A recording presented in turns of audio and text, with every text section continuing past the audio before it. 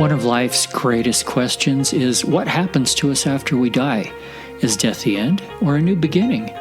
Welcome to the Round Trip Death Podcast. In this show, we listen to first-hand accounts of people who have gone beyond the veil and return to talk about it.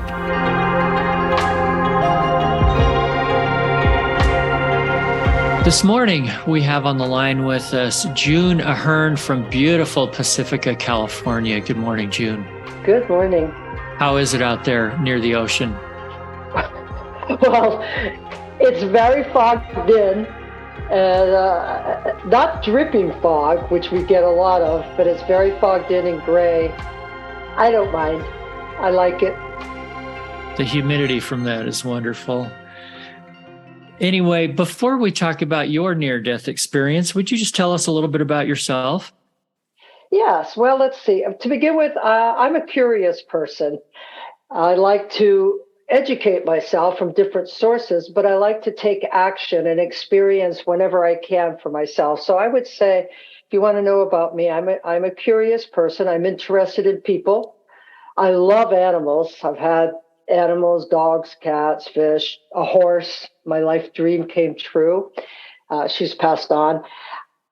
I feel like I'm an ordinary person, and I'm a wife, a mother, a grandmother, a good friend, a sister. I have many sisters. I have a couple of brothers.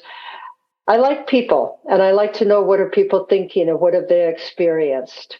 I think that kind of sums me up. I'm creative. I draw. I write books. I journal. I think that about sums me up. That's awesome. So your experience happened way back in the 1970s. And back then, people didn't talk about this because if you did, they thought you were crazy. So now that you've been able to open up about it, and I'm very happy for you about that, tell us how it has changed your thought process on the whole thing. I grew up in a religious household. So we had a tendency toward believing there's a life afterwards. But that image was more of, if you were a good person, you got to have a good life. If you weren't so good, you had to go to purgatory for a while. And if you were really bad, you went to hell. So I had mixed feelings about what would happen after death. I mean, after all, if I wasn't good enough, I may never get to heaven.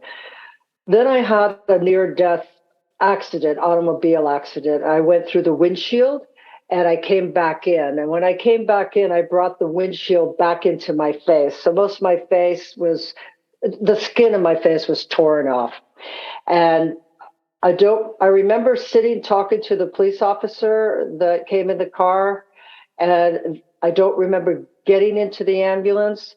One of the most profound parts of me while I was waiting in the car after the accident, next to the person driving who was like making all kinds of noise, and it was annoying the heck out of me, there was a woman that was standing outside the car, and she just kept looking in. I always tear up when I say this because this is how deeply emotionally effect it had upon me. And she was dressed all in white. She looked glorious and very comforting. And she said to me, "It'll be okay." You can see how it still affects me. Later I learned that there was a young couple that saw the accident. We ran into a utility pole. The car went right into it full force. I didn't know that my partner had nodded out, fallen asleep, passed out. And this is before seatbelts, right? Nobody wore seatbelts. What were those? And no airbags. Oh, no. You just drove by the grace of God, go you. And later I learned that there was no woman there. They said there was a couple, they called it in, but they had to go to a phone booth, so they weren't there. Now, who was this woman? So that said, in the hospital, during my I had to have surgery immediately.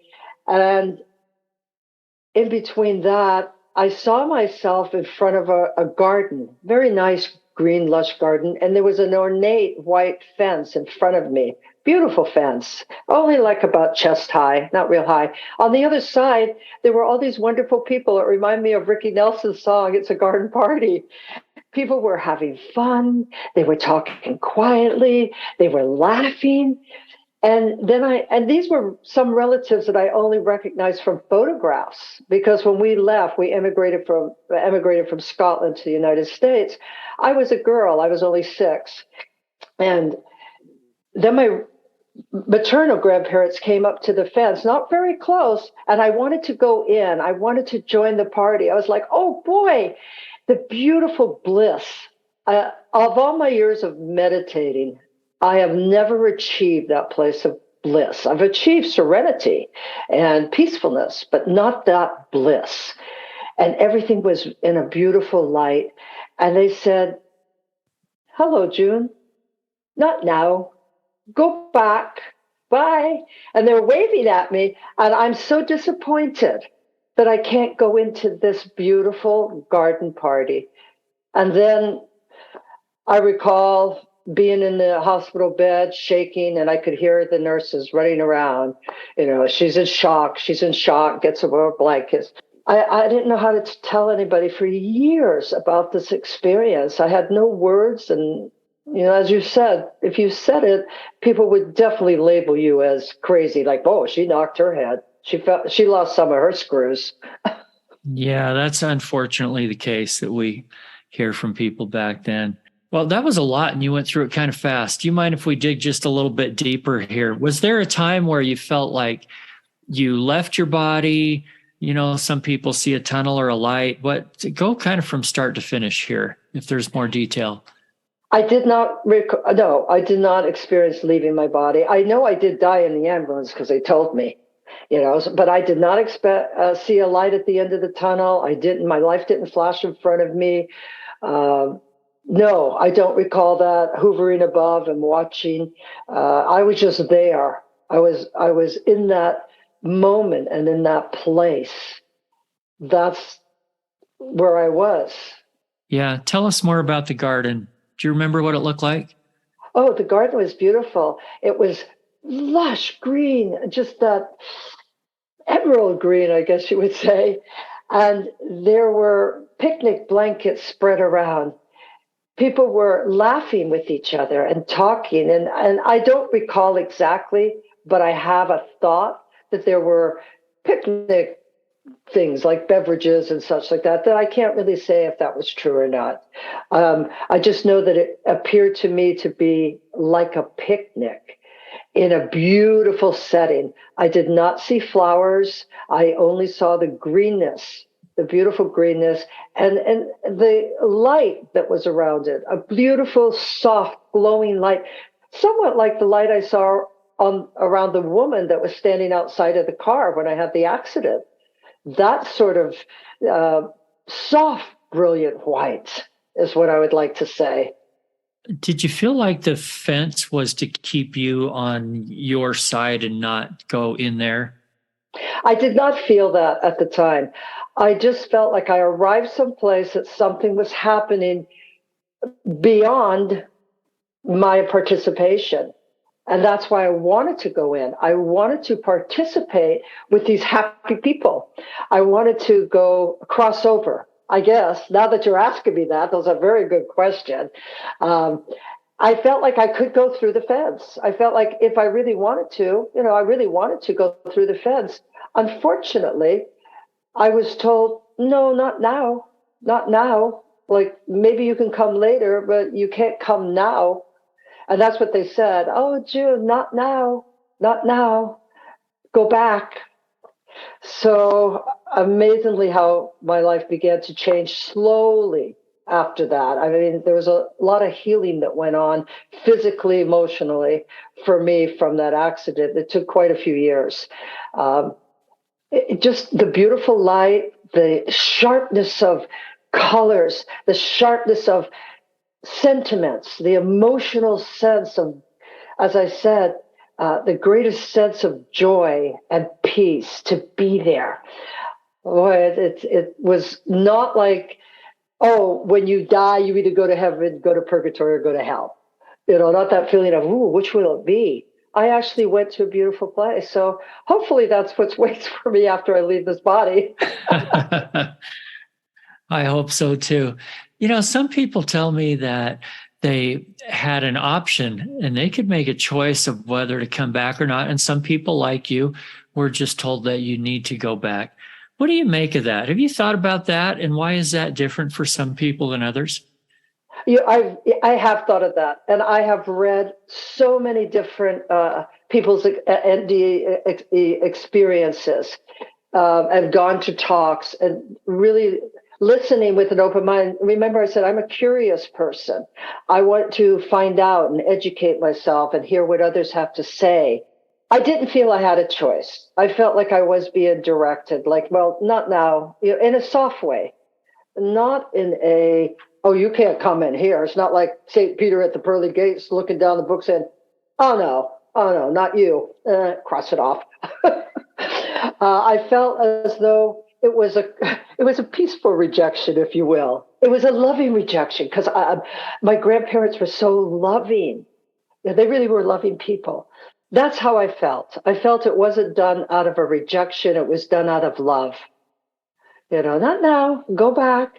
And to find out that, yes, it was an unhappy time in my life. I came from a rather abusive childhood. I was not happy. There was a lot going on. And so I wonder if I was being told to go back because there was something better for me, which in time I came to learn that. It took a long time. You mentioned that you saw relatives there. Did you recognize them? Were they people that you knew before they passed? Give me a little more insight on that. The only people I recognized were my maternal grandparents.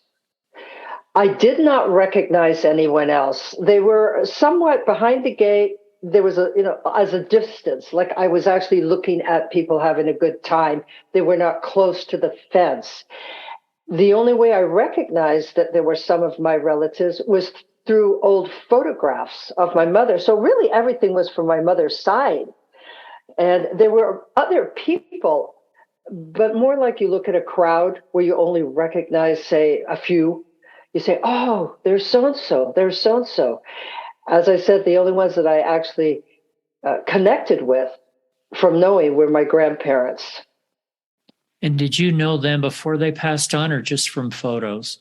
Just from photos, because they had either passed on before I was born or they passed on after. But again, living in the United States, it's not like now. You didn't get on Zoom. You made these 3-minute phone calls that cost you an arm and a leg. And so all I ever knew were when they would send photographs of, say, as we would send, oh, my child's getting married or we have a new grandchild, like that. So I knew from my mother's album, these people, her brothers, her in-laws, her friends. And that's what I knew. And by the time this accident happened in the early 1970s, well, actually it was 1970, most of those had passed on, my mother's relatives, her brothers. She was the youngest of 5 brothers. Now, you mentioned one feeling. I've been taking notes here. You mentioned, this is one of my favorite words, bliss. Tell me about that. And can you put any other adjectives to it to describe for people what that felt like? Bliss is a utopia. For me, it is a place or a level. Maybe it's a level of one's emotional, mental, physical, spiritual being, where all that really exists is already answered. There's no sense of why or how or should I or could I. It is really in a place, I said utopia, of great peace. Now, for those that do meditate, we understand that wonderful feeling of peace. If you meditate, like, say, you have a real practice and you're meditating, even a time in your life where you sat back, maybe it was a time you just sat back and you went, oh, isn't this great? Isn't this wonderful? Oh, look, all my family's getting along. My little cat's on my lap. And you have this wonderful sense of serenity and peacefulness and joy, where you actually are joyous. And you feel that through your whole physical self. So it is not only a mental, emotional experience, it actually is in the body. And your body feels so relaxed. See, I'm a swimmer. And I think the closest I ever came to God, of my heart, how I perceive that being or feeling of God, was when I swam. I would swim laps. Like I would try to get up to a mile of swimming laps, or down in the ocean, going in the water in the waves. And that's the feeling of completeness. You are completely who you are in the moment of who you are. And there's no question that you have where you doubt anything. I hope that is a little bit of an explanation of bliss. One more question now. You talked about this woman in white outside the car. You've had a long time to think about this. Who do you think she was? We will refer her to an angel, a messenger. She was not anyone that I would physically say I knew that person. Oh, that reminded me of so-and-so. It was a woman that appeared to be in her, well, I was 19, so she was like old, right? She was probably in her 40s to me. She was a mature woman, but not an elderly woman, not a crone or a senior. And she just felt very calm. And I believe that was the greatest feeling that I got from her. She was calm. It calmed me down having her stand there instead of being in a place of panic. You have to understand, I was bleeding profusely from my head and my face. Just there was blood all over my coat. As a matter of fact, I said to the officer, and I remember this, and he brought it up when he called me later. He said, "That was so funny that you kept saying, 'Oh my God, I'm ruining my coat.'" I was like, "Oh my God, this is a new coat. There's blood everywhere." And the woman gave me the feeling of calmness when she said, "It's okay. You'll be okay." That's what I felt from her. You're calm. It's okay. So, who was the first person that you told about this, and how did it go? Wow, the first person. It had to, yeah. I didn't really talk about it in depth like we are. I just said at one time, I did not have a good relationship with my father. Really, nobody had a very good relationship in the family with my father. And there came a time where he had quadruple heart surgery. I mean, he was really sick. And I was the only one in the family that went up to see him in the hospital.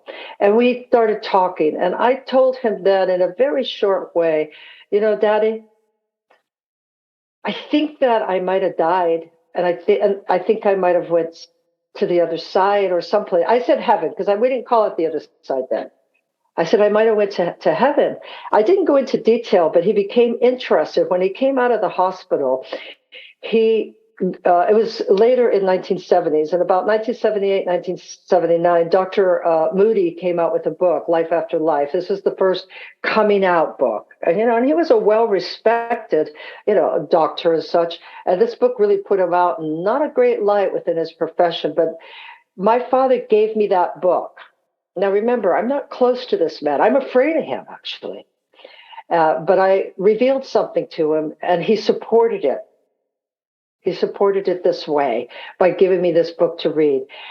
Then I did not speak about it to really anybody until the early 1980s, when I began to share some of my knowledge and what had been produced by this near-death experience. I had a particularly unexpected career, and I began to share that in classes that I was giving. Again, I never went into detail. I skirted around it. Remember, I still didn't want to be seen like a nut, right? And so that's how I talked about it. Rather than personal relationships, other than my father, I began to talk about it more to students, my students that were there, and then to friends. I didn't share it with the family very easy at all. Okay. So how has your life changed since all this? I mean, well, it's been 50 plus years now. And I don't know, maybe how do you think your life would have been different without it versus what it's been like since? You have to remember, I was a product of the 1960s, wild, into everything, curious about what I could achieve through altered state of consciousness.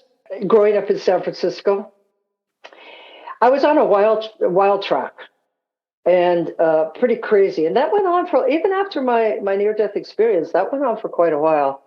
I believe I've been told, people have said that I'm pretty bold and I speak out, I speak my mind.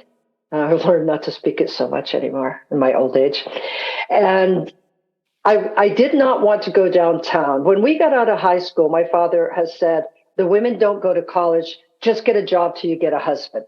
You were going to get married, have kids. So at 18, I went downtown to work in a bank. And I knew from day one, when I got on that bus day one to go to this new job, I said, I'm not going to do this. I don't know what I'm going to do, but I'm not going to do this. Everybody followed asleep, looking miserable. So I signed up for truck driving, long distance truck driving, a course. So just before this accident, I wanted to be a truck driver and get away and get on the road. And then after my accident, in healing, as I said, physically, emotionally, having to heal, I had to stay home.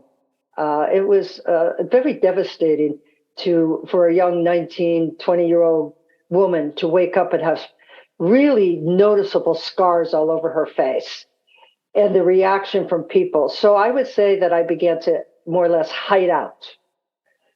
And in that hiding out, I became curious because before the accident, I had gone with a group of girlfriends for a card reading, just a playing card fortune telling.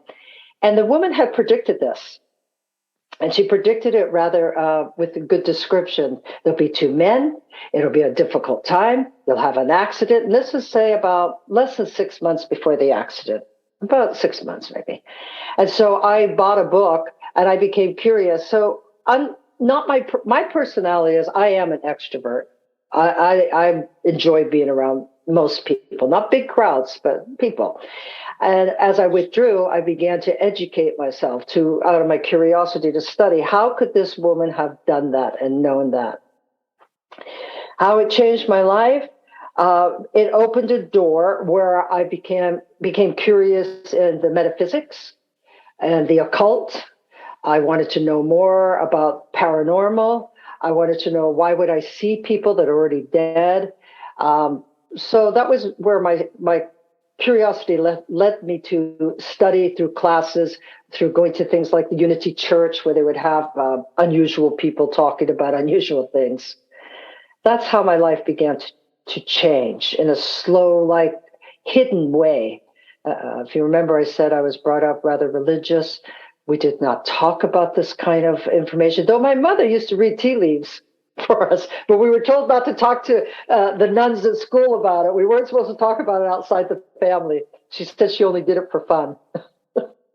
So you just mentioned that you see dead people. Let's go down that road. Tell us about that. And did this only start after the NDE? Yes, it only started after the NDE. And it happened, let me see, how old was I? 73. You have to go back in history and figure ages out. Probably around 1973, 74. I left a really bad relationship and I was living with a sister. I had met a young man during I got on the train one day and I decided that I would run away from home about 74. And I went up to Oregon. I met a young man and really liked him and his family. He took me home, introduced me to his family. I got a phone call that he had passed on. He had committed suicide is what he did. And I saw he came to me. Now, I'm not going to say that this was pleasant. It was not a pleasant experience at all. It scared the bejeebus out of me. And he showed up to talk to me. During that time, my grandparents on the other side also came to me one day when I was cleaning out the bathtub. It's almost like you take your mind off of something and then something occurs. And both experiences were unanswered, unquestioned. I didn't know what was going on. I called my mother and I said to her, Granny and Granda came to me. They were holding hands. I didn't want to tell her I saw them before. After all, remember, I'm keeping this quiet. And she said, thank you very much. She was very close to her parents. I mean, just the adored child, the youngest, the only girl. And she said, thank you, because I was so worried that they weren't together. So I answered that, that she did not mock me or doubt me. She actually accepted what I had to say. After that, I was in denial of being in touch with those that have passed on. I didn't want any part of it. It wasn't like I went, hallelujah, I see dead people. I'm like, stay away from me. I'm not interested. And I began to know things about people. And so I followed more of a different path than, saying, being a medium. In the 1980s, there was, and by then I was still able to see spirits around people, but I never brought it up. I didn't tell anybody this. And in the 1980s, I read for a woman, and she said, oh, I referred people to you. I told them that you're a wonderful medium, because I had given her some information. I actually got angry at her because I did not want people to know that this is something I could do. Why is that? That's really weird. In my mind at that time, that's really weird. So I began again to educate myself. By that time in the Bay Area, there was a psychic and an author named Betty Berthard. And she wrote dream books, and she wrote other books on metaphysical, parapsychology, paranormal information. She was very well respected, very well known in the Bay Area. I went to some of her lectures. I shared with her that, and she said, you afterwards, you had an opportunity to meet her while you bought the book. And I said, I don't know what to do with this. And she said, this is a gift that you will want to share with others. And do it as you feel comfortable doing it. And so I kind of came out of the closet a little more, very carefully, step by step. I guess it was an ego thing, right? As my other part of unexpected career was I became what is known as a psychic reader. And I wanted people to respect it, because I was being told by even some family members, not so much my sisters, the males, that I was working for God, for the devil, and I was a phone. People were calling me phony and a charlatan and a con, and I wanted respect. So I didn't want people to think that I was talking to dead people on top of having insights into people. Yeah, it's kind of a lot, I guess. So what sort of advice do you have for people who don't know if they believe in an afterlife or not? Most people, I think it's a normal human thing to be afraid of death. What do you have to say to them? Well, I'm very respectful of other people's thoughts. I don't try to convince people to anything. It is something that you either just know, you just know it for some reason, you just believe in it. Maybe you learned it as a child in religion and you decided, oh yeah, I'm going to go down that path.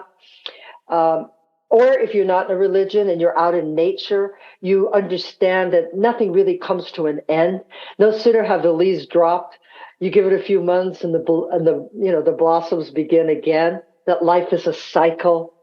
Maybe you're philosophical and you understand that. And if you do not believe in it, too bad. You'll find out one way or another. I always say, boy, I'm going to be really pissed if I died I'm all burned into ashes, and I'm like, okay, where's heaven? But for the most part, do people have anything to fear in the afterlife? Well, I have read, and very few people have said to me, well, I went to the other side, and it was really black, and it was terrible, and I was afraid. And I think that there can be people that experience that for various reasons. It can be, when I was going to school, we learned that the soul resided in the heart. And if you did, whatever particular sin, venial or mortal sin, that the soul blackened. So perhaps you lived a life where your soul blackened and there was only darkness in you. that you were not a person that cared of other people, or you did injuries to others, you were against society and did not for humanity good purposes, they perhaps will experience the darkness on the other side. I can't speak for all people, and I have never said I can. I think that there are people who, from what I've read and a few that I've spoke with, they did not have good experiences on the other side. Maybe they could start to live a cleaner life. There are a few things that I'm finding in common in doing these interviews with people that have had NDEs. One is that every experience is different in some way. There are a lot of commonalities too. And one of them seems to be, hey, I'm not afraid of death anymore. Are you saying that people that are not living a good life, that are going against all the norms of society, all the moralities of people, they should be afraid of it? Oh, I don't know. I don't think that they even probably care. You see later in life some people that have abused humanity for their own gain. If they get a chance to live to their older, they have a chance to give some of their money to charity, or say, well, okay, now I see I did this. Maybe I can make some amends. Like, I better hedge my bets here just in case there is another life, And there's some that just don't care, So I don't think they should be afraid. I think that at some point, perhaps they could be more aware and conscious that to give another person an opportunity to share what we have in a positive way. And that doesn't have to be a material thing, by the way. That could be something to where you see a person down on their luck and you say good morning to them. You say hello. Those are good values to have in life, that you actually care about people. Those that live in a life where they are very into their self. Nowadays, we hear all the word narcissistic people. It's a new thing everybody's learning. And if you think you are that way, will you ever really be aware that if there is an afterlife, what will it be like for you? I guess if you're narcissistic, it'll revolve around you and be whatever you want it to be. Exactly. I hope that doesn't sound too terribly rude. Tell me about your books. Okay. I have 2 novels and 2 nonfictions. My first book was written because I was asked to write all of them. My first one was how to go and find a reasonable a psychic reader and medium. And how could you use a psychic reading really to evolve? Somewhat what an NDE does, it gives you an opportunity to evolve to a greater sense of who am I and why am I here? What is my purpose?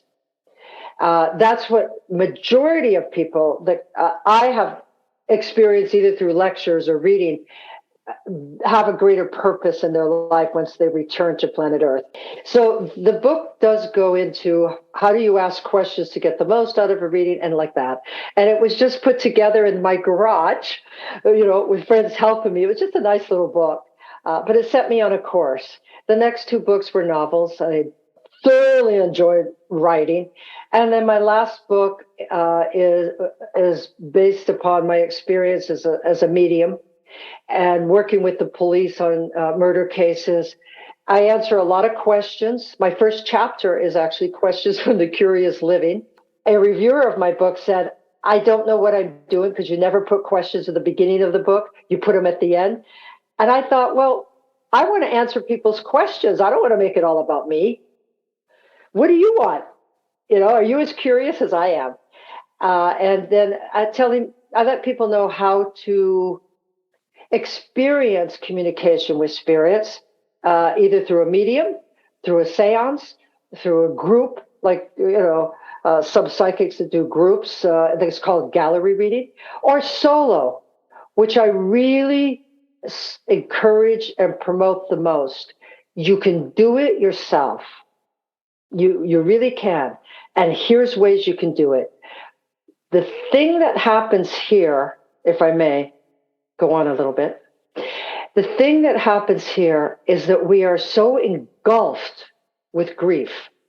It is very difficult to either believe we are in communication for our loved one that passed on, or to hear the message of our loved one that passed on. These are two things to really hear it. For instance, I don't have much patience. I know I'm learning. I'm old now. I'm starting to learn. I got grandkids. To be patient. So I was not patient so much with my mother, and I call it the long goodbye. That took a time to die. I would get impatient with her. And so I was just wrecked with guilt when she passed. Like, oh my God, what a horrible daughter I was to her, because I was kind of her primary care in the way I was legally her primary care. And she would come to me and she'd say, June, thank you so much for everything you did. I could not believe it. I was like, oh no, I'm a terrible daughter. I was impatient. I'd say, come on, Mom, stop that. Take your medicine, things like that. So I went for a medium reading to someone that I respect. And the first thing she says is, your mother wants to tell you to stop telling her that you're terrible when she's trying to tell you, thank you for all you did for me. So even me, a medium who's in this, needed to go to somebody else because my emotional state did not allow me the freedom to really hear it in an objective way. Does that make sense to you? Yeah, that's really interesting. I'm curious, but before we end here, maybe just one last thing. If you could tell us one of the interesting experiences that you had as being a medium in criminal cases. Whoa. I'm going to tell you right now, as much as people are interested in it, it is not a nice experience. You are actually speaking to somebody who violently died, were terribly afraid, murdered. And I worked with the woman that was murdered, eventually we found out, was a longtime client.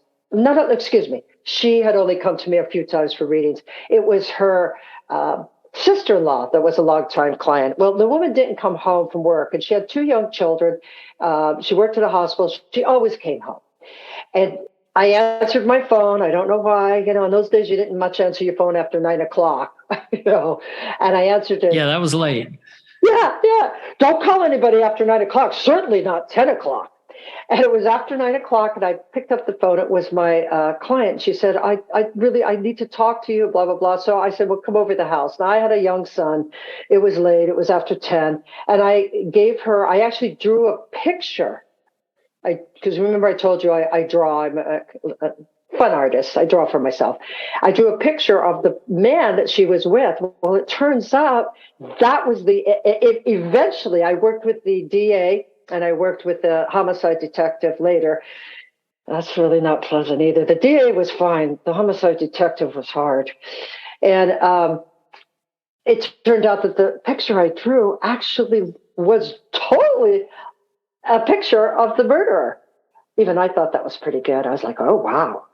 And I went through the whole process. When the detective came to get me, I named the name of a street in a small town down the coast. You talk about Half Moon Bay. This was a town in between down the coast. And I actually gave the name of the street and directed. The DA and the detective came and picked me up. One of my eldest sister came with me because I was really rattled. I sat in the back of the car, and I pointed to where we were going and where this murderer had taken this woman.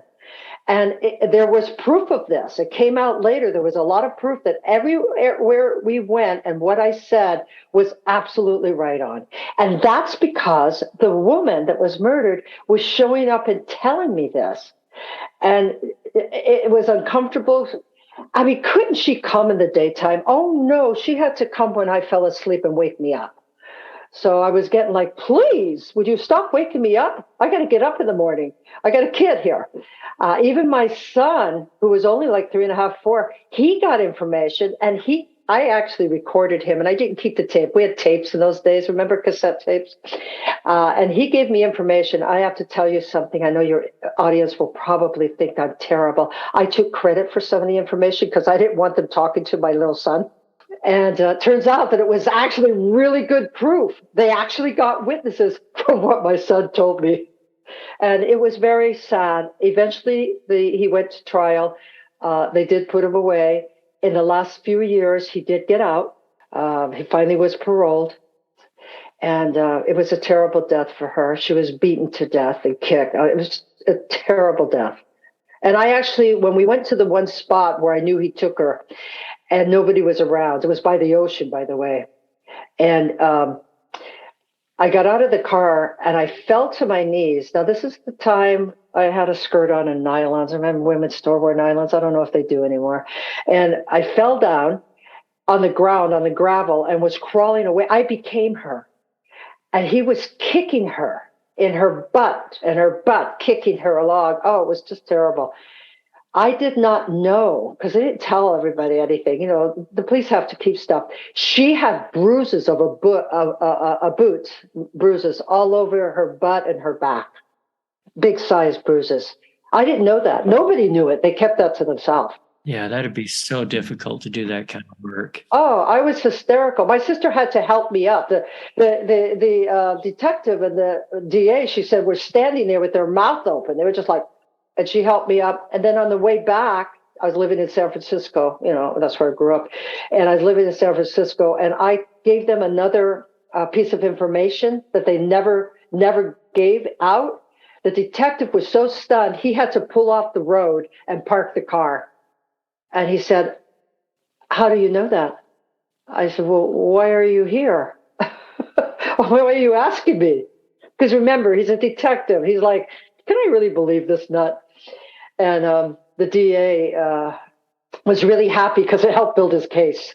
Well, I assume that the detective and the DA also, they're thinking, okay, I can't use this in court, but if it leads me to something, quote, tangible that I can use in court, then that's okay. Exactly. That's exactly it. That you have to be reasonable and logical. And I believe as a medium well, I'm retired now, but also as a psychic reader, I said to people, we have to be reasonable and logical with information in order that you can use it to better yourself in your life. I did not like the woo, woo, woo, you know, you're something, you know. I wanted, how can you use this information to bring peace to yourself, peace to others, or even better your life by the actions you take? That was really what I valued, and that's what I did. Okay, June, thank you so much for your time. It's been a pleasure. Thank you. If you have had a round-trip death experience, we would love to hear about it. Send an email to eric@roundtripdeath.com. And lastly, if you have found this program uplifting, if it's given you just a little more hope in the future, share it with a friend, hit that follow button, and take a few seconds to write us a review. Until next time, I wish you everything good that you're looking for in this life and the next.